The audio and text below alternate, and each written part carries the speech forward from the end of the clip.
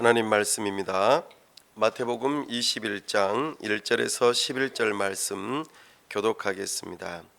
그들이 예루살렘에 가까이 가서 감람산 벳바게에 이르렀을 때에 예수께서 두 제자를 보내시며 이르시되 너희는 맞은편 마을로 가라. 그리하면 곧 매인 나귀와 나귀 새끼가 함께 있는 것을 보리니 풀어 내게로 끌고 오라. 만일 누가 무슨 말을 하거든 주가 쓰시겠다 하라.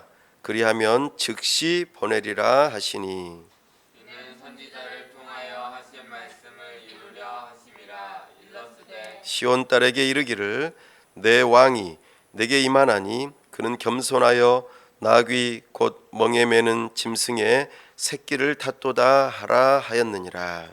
제자들이 가서 예수께서 명하신 대로 하여 나귀와 나귀 새끼를 끌고 와서 자기들의 겉옷을 그 위에 얹음에 예수께서 그 위에 타시니 무리의 대다수는 그들의 겉옷을 길에 펴고 다른 이들은 나뭇가지를 베어 길에 펴고 앞에서 가고 뒤에서 따르는 무리가 소리 높여 이르되 호산나 다윗의 자손이여 찬송하리로다.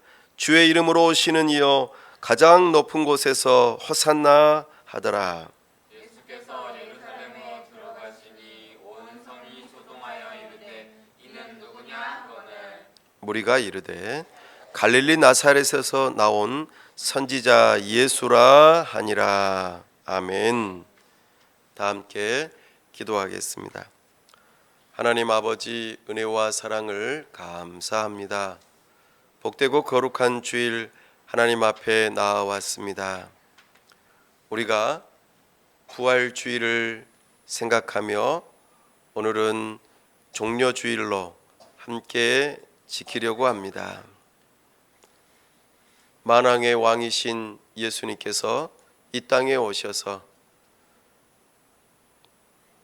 십자가를 지시고 가시 면류관을 쓰시며 우리의 죄를 위하여 참으로 죽으시는 그 대관식을 앞두고 이제 예루살렘 성에 입성하는 그 모습을 바라보며 우리가 주님을 기억하고 다시 한번 우리의 신앙을 점검하기를 원합니다.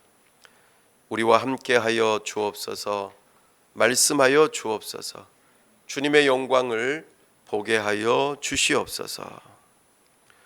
우리가 주님을 만남으로 주님을 더욱더 사랑하고 주님의 말씀에 겸손하게 순종하는 주님의 제자들이 다 되게 하여 주시옵소서. 이 놀라운 복음이 이 지역사회 가운데 흘러가게 하여 주시고 참으로 하나님의 나라를 이루는 일에 우리 교회를 사용하여 주시옵소서. 특별히 오늘 오후에 있을 마술 공연을 통하여 우리 주님의 이름이 높아지고 주님의 복음이 드러나는 역사가 있게 하여 주시옵소서. 우리를 다만 그 일의 도구로 사용하여 주시옵소서. 특별히 우리와 함께하여 주시옵소서. 아버지 하나님, 이 땅에 새로운 지도자가 세워지는 일들을 놓고 여러 가지 일들이 있지만 우리가 기도하며 하나님의 긍휼을 구하고 하나님의 도우심을 구하오니 이 나라를 지켜 보호하여 주시고 우리가 하나님의 나라를 이루어 가는 데에 이 나라가 든든하게 서갈 수 있는 은혜가 있도록 좋은 지도자, 하나님을 경외하는 지도자가 세워질 수 있도록 도와주시옵소서. 산불로 인하여 또 지진으로 인하여 큰 고통 중에 있는 심령들 우리 주님께서 불쌍히 여겨주시고 위로하여 주시고 회복의 은혜를 주시고 그들의 필요가 채워질 수 있도록 도와주시고 우리가 함께 사랑으로 그 뜻을 모을 수 있도록 도와주시옵소서. 귀한 선교사님들 붙들어 주시고 성령으로 충만케 하여 주시옵소서. 이 시간 우리와 함께 하시고 영광 받으시기를 원하오며 우리 주 예수 그리스도 이름으로 기도하옵나이다. 아멘.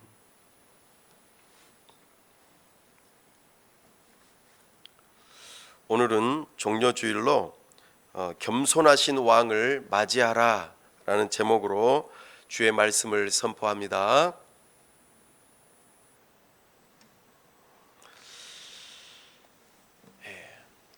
나라가 굉장히 혼란스러움 가운데에 있으면서 우리가 절실하게 느꼈던 것 가운데 하나가 진정한 리더, 참으로 지도자가 얼마나 중요한가 생각해 보고 있습니다. 최소 두 사람 이상 모인 공동체인 가족에서부터 시작하여 한 나라를 이루는 참으로 이 많은 사람들이 있는 이 공동체 안에는 반드시 리더가 필요합니다. 지도자가 중요하죠. 여러분들은 그 지도자가, 리더가 어떤 사람이기를 바랍니까? 무능한 사람, 이런 사람들은 참기 어려우신가요? 부정직한 사람, 이런 사람들을 참기 어려우신가요? 사람마다 지도자의 그런 자질들에 대해서 여러 가지 생각들이 있을 것입니다. 오늘날 다원화된 이 세상에서는 많은 사람들이 자기 자신의 마음을 공감해주고, 그리고 내 편이 되어주는 리더, 나를 위하는 지도자, 이런 사람들을 원할 것입니다. 꼭 리더는 아니더라도 오늘날 이제 인터넷 세상에서는 인플루언서라고 해서 영향력을 미치는 사람, 인플루언서가 더 익숙하고, 그들이 말을 잘하거나 또 멋지게 보이거나 내 마음을 위로해주는 그런 사람이라고 한다면 그 사람은 내가 인플루언서로 인정할 수 있어, 나의 리더로 인정할 수 있어, 이런 생각을 하고 살아갈 것입니다.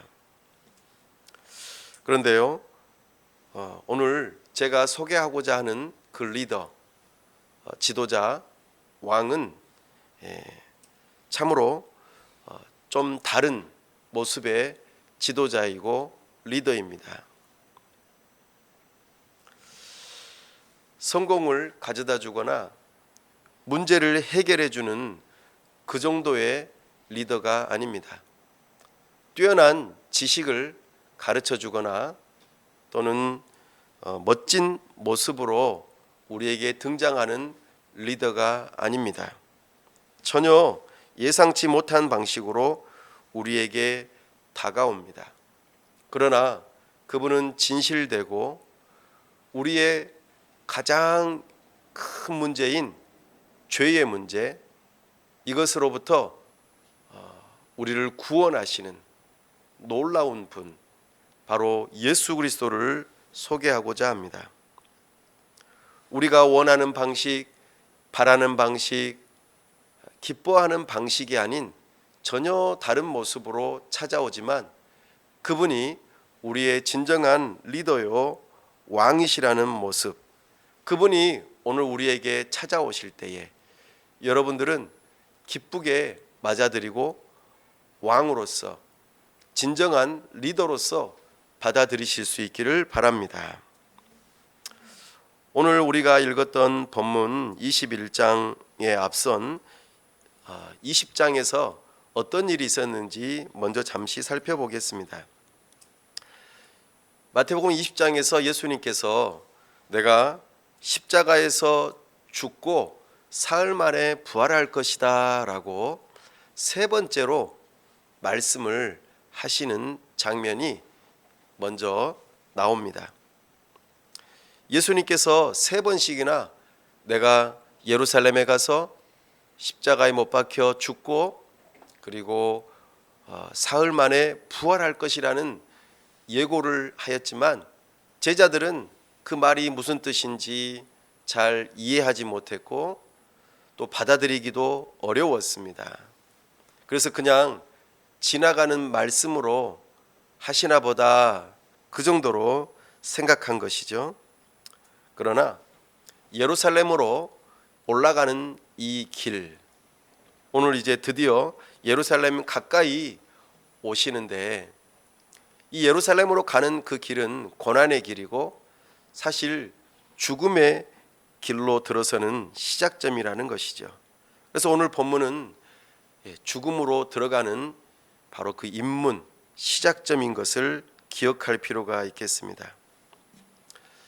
그렇게 죽음을 예고하고 부활을 예고하셨지만 세베대의 아들들은 한편으로는 좌의정, 한편으로는 우의정, 그렇게 한 자리씩 하기를 바라는 마음으로 요청하죠. 이제 드디어 예루살렘 성으로 올라가는 것은 우리가 정권을 잡는 놀라운 기회일 것이다. 이렇게 막연한 생각, 그리고 그 일로 인하여서 높은 자리에 앉고자 그렇게 헌신적인 모습을 보였던 것이죠. 참으로 제자들이 고난받으시는 메시아를 생각지 못하고 왕권을 되차지하고 영광스러운 자리로 우리가 나아갈 것이라는 기대감으로 두 자리를 요구하였던 것이죠. 그러나 이 어리석은 제자들의 모습을 책망이라도 하듯이 마태는 그 다음에 이어지는 내용으로 여리고의 두 맹인에 대한 이야기를 합니다. 여리고는 예루살렘 성으로 올라가기 위해서 반드시 거쳐야만 하는 길이지요. 거기에서 두 맹인을 만납니다. 두 맹인이 예수님을 향하여서 주여 우리를 불쌍히 여기소서, 다윗의 자손이여, 이렇게 외치죠. 특별히 다윗의 자손이라고 하는 이 표현과 더불어 우리의 눈이 뜨기를 바란다는 그런 간절한 마음 속에 담겨 있는 것은, 마태는 이 제자들이 잘못 보고 있는 것, 그들의 눈에 씌워져 있는 것을 열어 제끼기 위해서, 눈을 뜨게 하기 위해서 이 두 맹인의 치유 사건을 보여주고 있다는 것입니다. 그렇게 두 눈뜨기를 바라는 마음에 이어서 이제 21장에서 예루살렘에 가까이 왔다 이렇게 표현하고 있습니다. 우리는 마태가 마태복음을 쓴 이유를 잘 알고 있습니다. 예수님이 누구인가? 라는 질문에 대한 답을 주기 위함이죠. 예수님은 아브라함과 다윗의 자손이다. 하나님께서 약속하신 메시아요, 왕이요, 하나님의 아들이심을 드러내기 위해서 마태복음을 기록하였습니다. 마태복음은 크게 5부분으로 나누어지죠. 이 5부분은 예수님께서 하신 일과 예수님께서 하신 말씀에 대해서 5번씩이나 반복적으로 나오면서 예수님이 진정한 왕이요 하나님의 아들이심을 말씀하고 싶어 합니다. 오늘은 그 5번의 행동과 말씀 중에서 몇 번째에 해당될까요? 몇 번째요? 5번째에 해당됩니다. 이제 예수님께서 왕이시라고 하는 그 내용을 행동을 통하여서 보여주고 있습니다. 마태는 예수 그리스도, 특별히 그분이 아브라함과 다윗의 자손이고 하나님께서 약속하신 하나님의 독생자이시고 왕이시라는 모습을 보여주고자 하는 것이죠.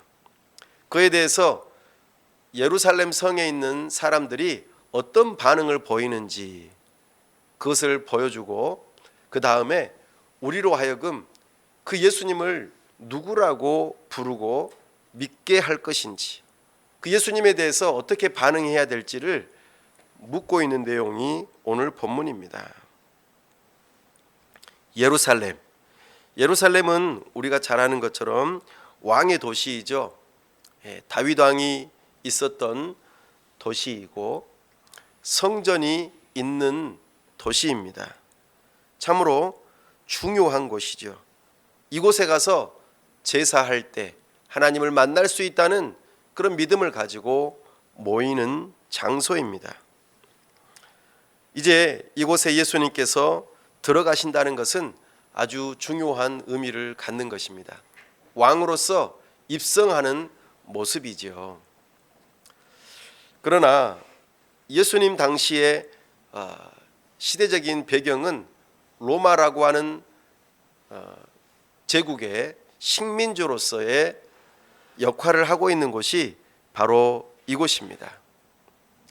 비록 왕이 있었고 한 나라가 있었던 곳이지만 로마라고 하는 제국의 식민지로서 참으로 많은 사람들이 그 식민지 생활을 하고 있고 종노릇하고 있는 이곳이 바로 예루살렘이죠. 로마 제국의 군인들은 감시를 하고 있습니다. 특별히 예수님께서 지금 예루살렘에 입성하시는 이 시기는 어떤 시기냐면 이 유대인들의 가장 중요한 명절인 유월절이 있는 때입니다. 유월절은 그곳에 있는 근처에 있는 모든 사람들이 예루살렘으로 오기도 하지만 그 주변에 있는 나라들에서도 전부 다 모여들어서 하나님께 제사하는 그런 중요한 명절입니다. 수십만의 순례자들이 예루살렘에 모이기 때문에 이 로마 군인들은 상당히 촉각을 세우고 그리고 유심히 관찰하고 감시하는 그런 시기에 있었던 것이죠. 그때에 이제 예수님께서 들어가신다는 것을 우리에게 보여줍니다. 예수님께서는 벳바게에 이르렀을 때에 두 제자를 보내십니다. 그리고 거기에서 메인 나귀와 나귀 새끼를 풀어가지고 끌고 오라고 말하죠. 왜냐하면 예루살렘에 입성하기 위해서입니다. 이 일을 왜 하셨을까요? 왜 이런 퍼포먼스를 굳이 하셔야만 했을까요? 그에 대한 답이 4절에서 주어집니다. 바로 이는 선지자를 통하여 하신 말씀을 이루려 하심이라. 마태가 주로 표현하는 방식인데요. 스가랴가 이 예수님의 예루살렘 입성을 예언했습니다. 스가랴서 9장 9절 말씀에서 10절 말씀에 나온 내용을 거기에서 기록하고 있죠. 시온 딸에게 이르기를 내 왕이 내게 임하나니 그는 겸손하여 나귀 곧 멍에에 매는 짐승의 새끼를 탔도다 하라 하였느니라. 예수님께서 지금 나귀를 타고 입성하신다는 것, 이것은 하나님의 뜻을 이루시기 위함임을 우리가 보게 됩니다. 그런데 왜 하필이면 나귀를 타고 가실까? 이런 생각 해보신 적 있으십니까? 고대 근동에서 말을 타고 입성하는 것은 정복과 전쟁을 의미합니다. 그래서 말 탄 자는 정복 전쟁을 하는 자로서 왕을 의미하죠. 그렇다면 나귀는요? 나귀는 평상시에 평화로울 때에는 왕도 나귀를 타고 들어갑니다. 솔로몬 왕이 즉위식을 할 때에 말을 탔을까요? 나귀를 탔을까요? 나귀를 탔습니다. 솔로몬 왕은 평상시 평화로울 때에 왕이 되었기 때문에 그렇게 즉위식을 할 때에 나귀를 탔다고 기록하고 있습니다. 참으로 예수님께서 나귀를 타고 예루살렘에 입성한다는 이 표현은 평화로운 평화를 위해서, 화목을 위해서, 화평을 위해서 예수님께서 입성하고 계심을 우리에게 보여줍니다. 이것은 스가랴의 예언을 성취할 뿐만 아니라 예수님께서 어떤 왕으로서 오시는지를 알려주기 위함입니다. 내가 너희를 정복하러 온 것이 아니라, 전쟁을 일으키기 위해서 온 것이 아니라, 내가 너희들을 섬기고 너희들을 위해서 죽고 내가 너희들을 위해서, 너희들의 화평을 위해서 이렇게 왔다는 것을 이 퍼포먼스를 통하여서 보여주고 싶으셨던 것이죠. 우리는 여기에서 어떤 하나님을 발견할 수 있을까요? 성부 하나님께서는 이 일을 다 계획하셨습니다. 스가랴를 통하여서 예언하게 하시고 이 일이 이루어질 것이라고 말씀하셨죠. 500년 전에, 예수님 오시기 500년 전에 이렇게 다 예언하고 이 일이 이루어지는 모습을 보게 됩니다. 참으로 역사 속에서 하나님은 일하고 계신다. 이것을 우리는 알아야 합니다. 우리의 삶 또한 하나님의 약속 속에서 모든 일들이 이루어지고 있다는 것을 기억하셔야 합니다. 우리가 살고 있는 이 시대 또한 하나님의 손 안에 있습니다. 불안하고 어렵고 힘든 전국이지만 하나님께서는 하나님의 뜻을 이루어가고 계시고 하나님의 나라를 이루어가고 계신다는 것을 알아야 합니다. 내가 이 시대에 태어난 이유도 하나님의 뜻 가운데 있다는 것을 알아야 합니다. 하나님의 섭리는 놀랍습니다. 참으로 그 예수님께서 그때 당시에 오셨던 그 이유가 그냥 단순한 이유가 아니라 하나님의 약속을 성취하기 위함임을 우리는 기억해야 하죠.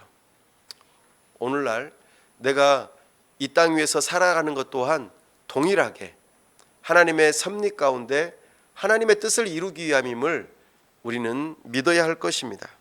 사랑하는 여러분, 진리와 화평으로 찾아오신 그 예수님, 그 예수님을 여러분들은 믿고 받아들이십니까? 참으로 예수님은 불안하고, 참으로 우리는 식민지는 아니지만 앞으로 무슨 일이 일어날지 모르고 내 삶이 어떻게 될지 모르는 그런 불안한 상황 속에서 예수님께서 우리 마음에, 내 영혼에 찾아오신다는 것을 기억하시기 바랍니다. 그 예수님은 지금 오늘 여기 와 계십니다. 그런데요, 이 예수님께서 이렇게 예루살렘에 들어오신 이 중요한 목적이 바로 하나님의 뜻을 이루고 하나님께서 온 세상을 다스리신다라고 하는 것을 우리에게 메시지를 주심과 더불어서 참으로 우리에게 좋은 메시지를 주시는 것들이 몇 가지가 더 있습니다. 나귀는 평상시에 평화로울 때에 타는 짐승이라고 하였습니다. 그런데 특별히 예수님께서 나귀의 새끼를 타고 온다는 것을 보게 됩니다. 이것은 아직 길들여지지 않은 순수함을 우리에게 보여주고 죄 없으신 예수님의 정결함을 우리에게 나타내 보여주십니다. 그리고 아직 멍에를 매지 않은 그 모습 속에서 우리는 이제 새로운 언약의 시대가 펼쳐지는구나 라는 것을 배우게 되는 것이죠. 그러므로 그 예수님은 오늘 우리에게도 찾아오셔서 화평뿐만 아니라 우리를 구원하시는 분으로 찾아오시고 순결함으로 참으로 새로운 언약으로 찾아오신다는 것을 기억하실 필요가 있습니다. 그분은 우리의 평화의 왕으로 오십니다. 그 예수님을 여러분들은 맞아들이실 수 있기를 바랍니다.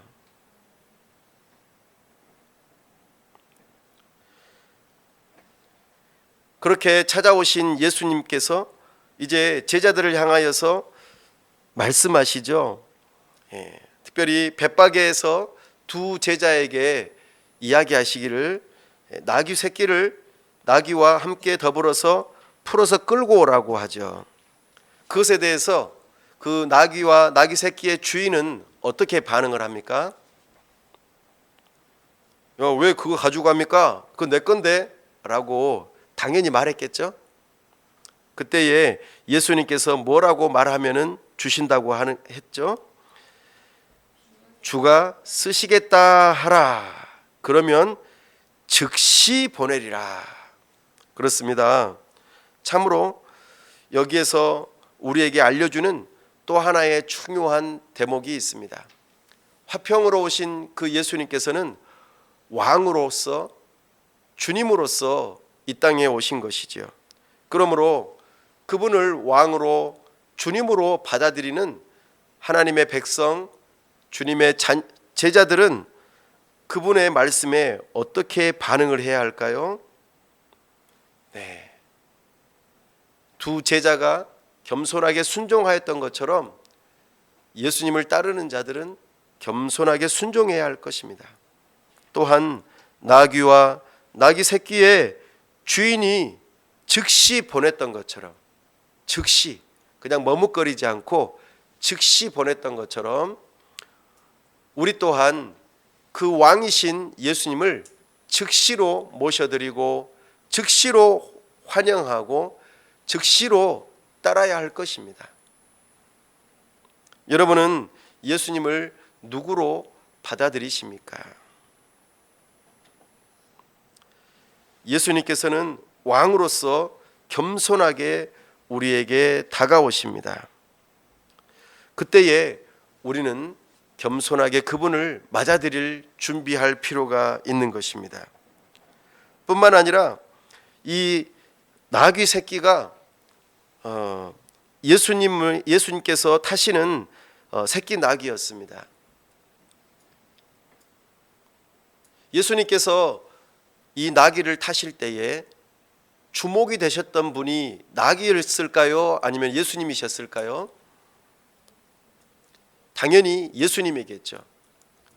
근데 만약에 새끼 나귀가 야, 내가 이렇게 지나가는데 이렇게 환호성을 지르고 환영하는 걸 보니까 내가 괜찮은 나귀인가 보다 라고 생각하면은 오해이겠죠.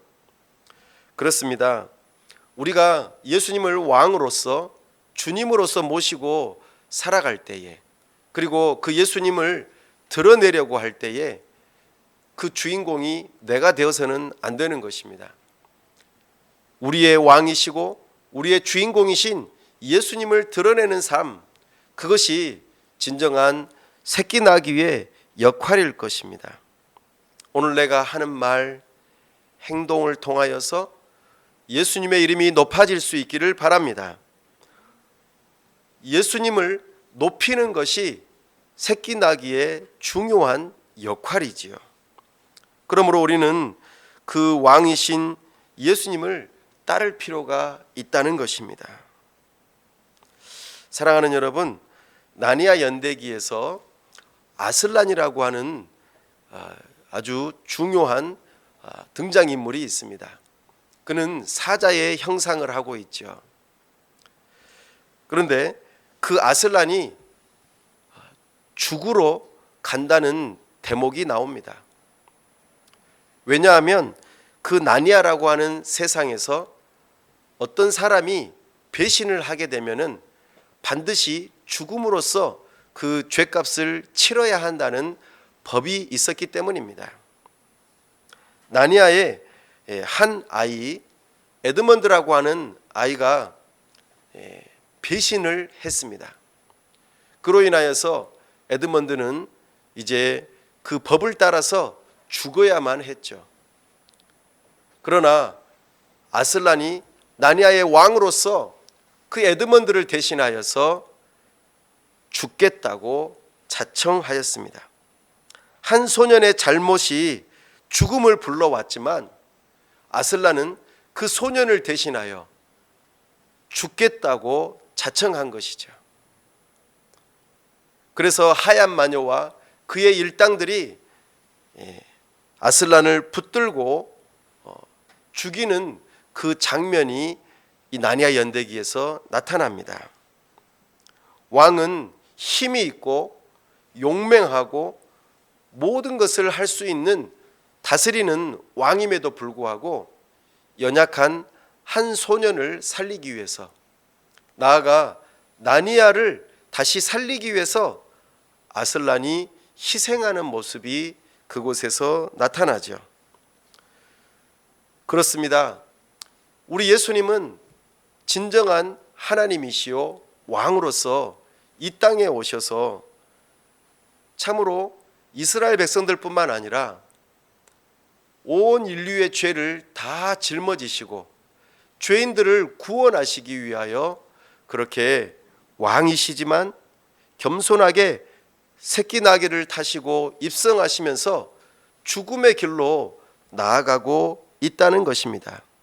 이것이 오늘 예수님의 행진의 중요한 모습입니다. 왕은 싸워서 이겨야 한다는 그런 생각들이 있습니다.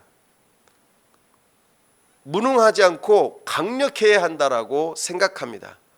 모든 어려운 외교 문제를 다 풀어가고 우리를 잘 살게 만드는 그런 리더가 필요한 시대에 우리는 살고 있다고 말합니다.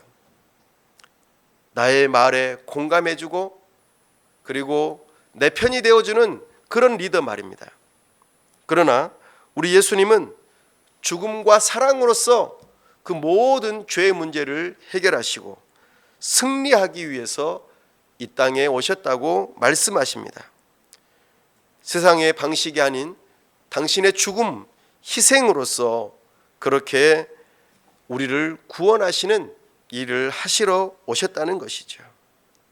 사랑하는 여러분, 여러분은 예수님을 어떤 분으로 알고 모시고 있습니까? 우리는 예수님을 모셨던 제자들처럼 나귀와 새끼 나귀를 풀어준 그 제자처럼 예수님을 올바르게 알고 믿고 따라야 할 것입니다. 오늘 나를 향하여 네 시간이 필요하다. 나에게 줄 수 있겠니? 너의 돈이 필요하다. 나에게 줄 수 있겠니? 너의 집이 필요하다. 나에게 줄 수 있겠니? 오늘 예수님께서 왕으로서 우리를 구원하시는 그 일을 위하여, 예수님께서 높이 들려 올려지는 그 일을 위하여 나를 향하여 무엇인가를 요구하실 때 여러분은 어떻게 섬기시겠습니까? 오늘 예수님께서는 그 섬김을 받으시며 겸손하게 입성하십니다. 그때의 제자들이 새끼 나귀의 등에다가 겉옷을 얹어 놓으니까 예수님께서 그 위에 타시죠. 그리고 이제 예루살렘 성으로 입성하십니다. 그때 어떤 일들이 일어납니까? 사람들이 환호성을 지릅니다. 그리고 길에다가 자신들의 겉옷을 펼치고 종려나무를 베어서 길에다가 펴니다. 그리고 큰 소리를 지르며 이렇게 말하죠. 호산나! 호산나! 왜 이런 일들을 할까요? 사실 구약에서도 그렇습니다만 왕을 환영할 때에 이렇게 겉옷을 펼쳐서 왕이 들어갈 수 있도록 이렇게 맞이하는 퍼포먼스를 했습니다. 뿐만 아니라 종려나무 가지를 흔들면서 그 일들을 했죠. 그래서 예수님 오시기 100년 전에 마카비 왕조가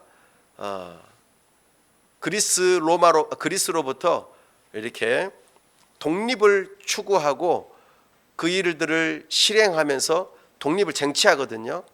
그때의 마카비 왕조를 향하여서 종려나무 가지를 흔들면서 환영합니다. 저 마카비 왕조가 우리를 구원하는 메시아다라고 말이죠. 그러나 다시 로마로부터 식민지로 전락하고 말죠.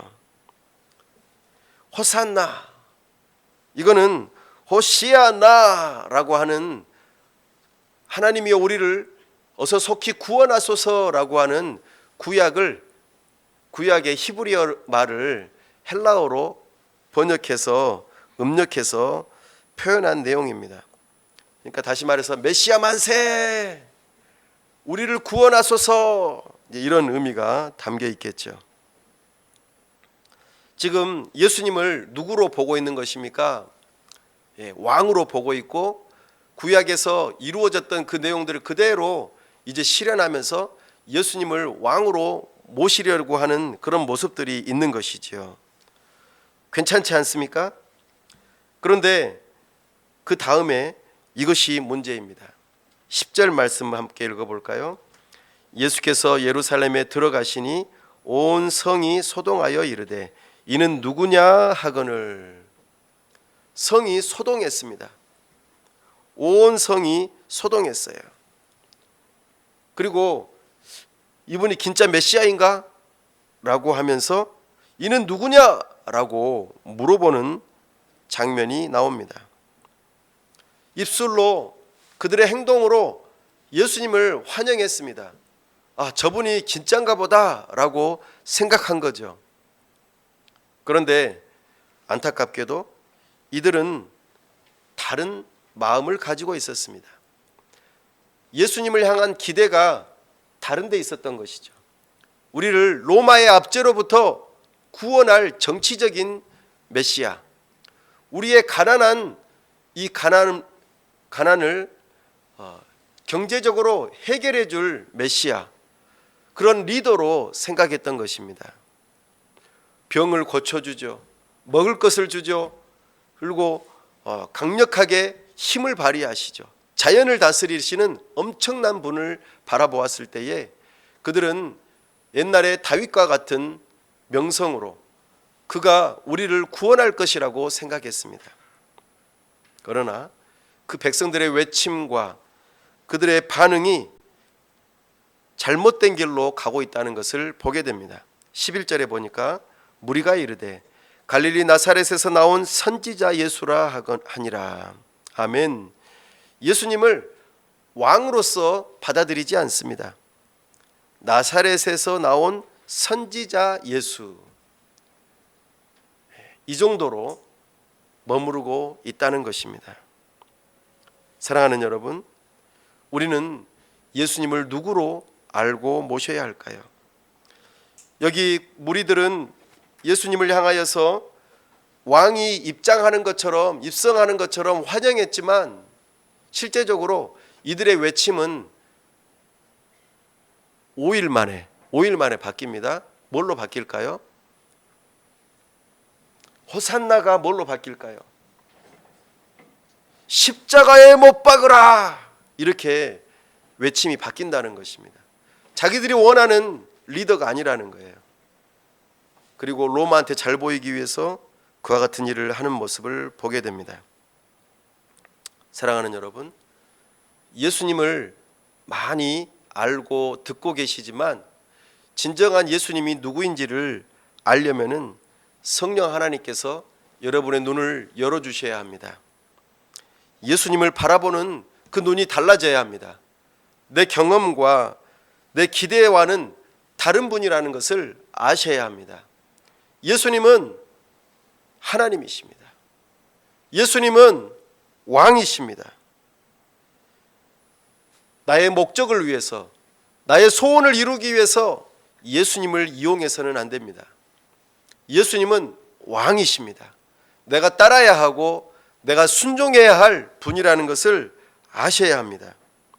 단순하게 나의 성공을 위해서 예수님을 이용하는 것은 잘못된 태도입니다. 예수님께서 이렇게 입성하시고 난 다음부터 한 주간 동안 엄청난 갈등이 일어납니다. 3번의 변론과 3번의 갈등과 예수님께서 7번이나 예루살렘 지도자들을 향하여서, 예루살렘 성에 있는 사람들을 향하여서 화 있을진저 저주를 퍼부으시는 그런 내용들이 마태복음 21장 그 다음부터 계속해서 나옵니다. 사랑하는 여러분, 우리의 삶은 정말 예수님께서 화평을 위하여 오셨지만 사람들이 예수님을 받아들이지 않으므로 갈등이 발생하고 그 갈등이 증폭되어서 결국에는 예수님을 십자가에 못 박으라고 하는 그 일로 잘못된 길로 가고 있음을 보게 됩니다. 결국에 예수님은 왕으로서 예루살렘 성에 입성하시지만 그가 받으신 면류관은 황금 면류관이 아니라 가시 면류관이었습니다. 그가 앉으셔야 할 보좌는 참으로 높은 빛나는 보좌가 아니라 십자가 위였습니다. 이것이 예수님의 대관식이었습니다. 참으로 사람들이 기대하는, 사람들이 원하는 그런 멋진 모습의 왕이 아니라 우리의 죄를 대신하여 죽으시기 위하여 입성하시는 그 모습, 6월절에 어린 양을 잡아 죽이는 것처럼 우리 예수님께서 이제 잡혀 죽을 그 어린 양의 모습으로서 사역을 시작하는 시작점이 된다는 것을 우리에게 보여주십니다. 사랑하는 여러분, 이번 한 주간 동안 고난주간을 지내면서 예수님이 누구이신지를 묵상하시고 그분을 나는 어떻게 맞이할 것인가, 나는 어떻게 그분을 모시고 살 것인가, 이것을 생각해 보실 수 있길 바랍니다. 그분은 우리의 왕이십니다. 그분을 향하여 환호성을 저지르고 그분을 향하여 십자가에 못 박으라고 하는 이 함성이 동시적으로 나왔던 이 백성들과 같은 삶을 사시겠습니까? 아니면 예수님께서 말씀하신 것 그대로 겸손하게 순종하며 주가 쓰시겠다고 하니 그대로 보내드리는 그런 제자로서 하나님의 백성으로서의 모습을 살기를 원하십니까? 이 예수님만이 우리의 죄 문제를 해결하시고 우리를 구원하시는 유일한 분, 겸손하신 왕이십니다. 이 왕을 왕답게 맞이하고 모셔드리는 하나님의 백성들이 다 되실 수 있기를 간절히 바랍니다. 기도하겠습니다. 우리 시간 말씀을 붙들고 함께 기도할 때에 나는 예수님을 뭐라고 부를 것인가?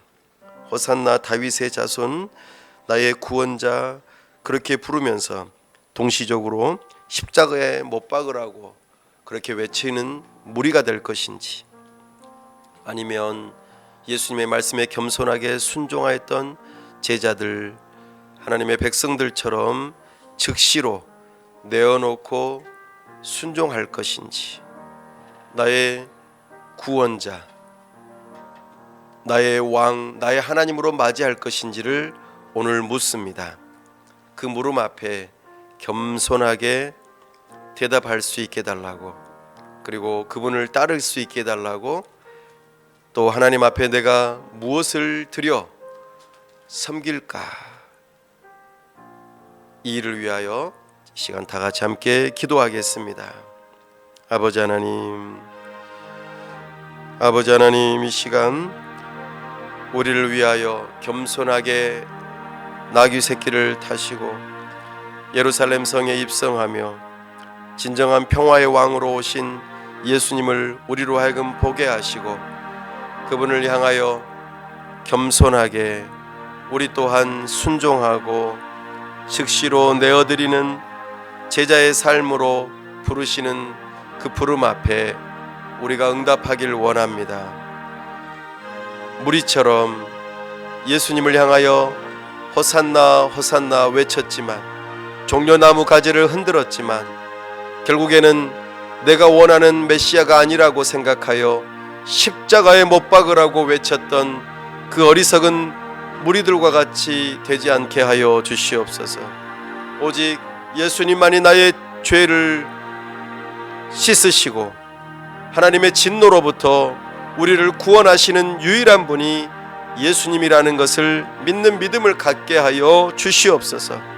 특별히 그 예수님을 왕으로 맞아들이며 주님을 따르는 자들로서 주님께 나의 가진 것을 내어놓고 주님 쓰시기에 합당하게 준비되어지고 우리 주님 쓰심으로 인하여서 주님이 높아지고 영혼을 구원하며 참으로 화평을 이루는 그 일에 우리가 쓰임받는 주님의 제자들, 주님의 백성들이 될 수 있도록 도와주시옵소서. 이번 고난 한 주간 동안 주님을 묵상하며 주님과 동행하며 주님께 쓰임받고자 나의 것을 내어놓는 삶이 되게 하여 주시옵소서. 우리 주 예수 그리스도의 이름으로 기도하옵나이다. 아멘.